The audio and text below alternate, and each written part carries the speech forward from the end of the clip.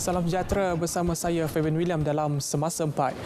Kementerian Kesihatan Malaysia KKM menyambut baik langkah kerajaan bagi menyekat penerbangan terus dari India. Ia sebagai usaha mengekang penularan wabak COVID-19 di negara ini.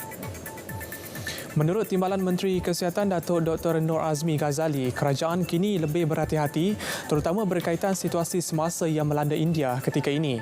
Semalam, Menteri Kanan Keselamatan Datuk Seri Ismail Sabri Yaakob menegaskan pengembara dari India sama ada menaiki penerbangan secara terus atau transit dilarang memasuki Malaysia bermula esok, yang merupakan antara cadangan Kementerian Kesihatan yang dipersetujui Majlis Keselamatan Negara MKN.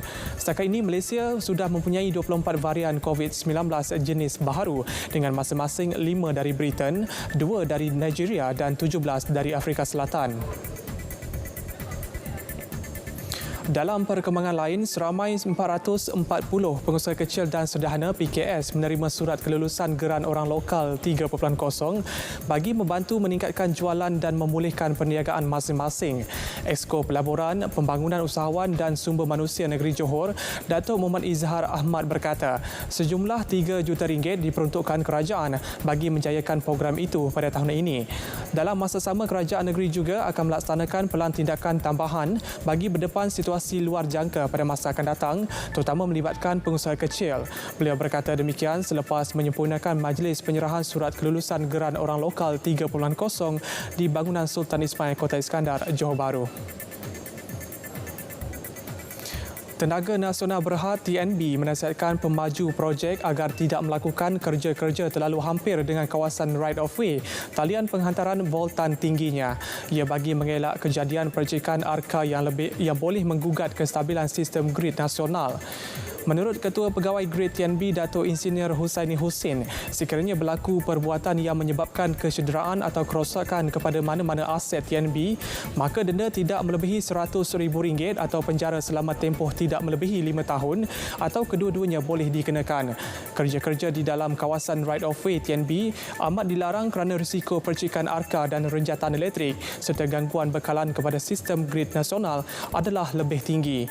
Dalam kenyataan media TNB, pihaknya mengesan 3 kejadian percikan arka menara penghantaran TNB di Seberang Perai, di Seberang Perai Pulau Pinang, Kelang Selangor dan Subang Jaya Selangor yang berlaku baru-baru ini hingga menyebabkan sistem bekalan elektrik terganggu. Di Georgetown, Pulau Pinang, seorang lelaki maut selepas kereta dipandunya dihempas pokok tumbang di Jalan Perak pagi tadi.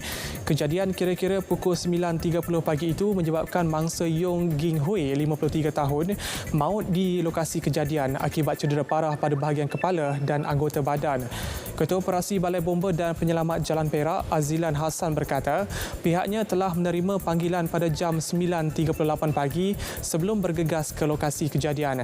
Katanya, operasi mengeluarkan mangsa mengambil masa kira-kira 30 minit sebelum berjaya dikeluarkan pada jam 11.15 pagi. Sedikit perkembangan luar negara.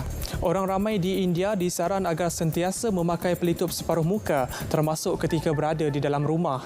Itu cadangan Pegawai Perubatan Kanan India Dr. V.K. Paul susulan kes jangkitan baharu COVID-19 yang melonjak secara drastik di negara berkenaan.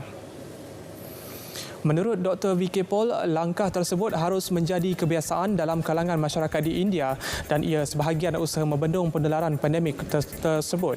Situasi semasa COVID-19 di India semakin kritikal selepas menyaksikan sejumlah 352,991 kes direkodkan dalam tempoh 24 jam.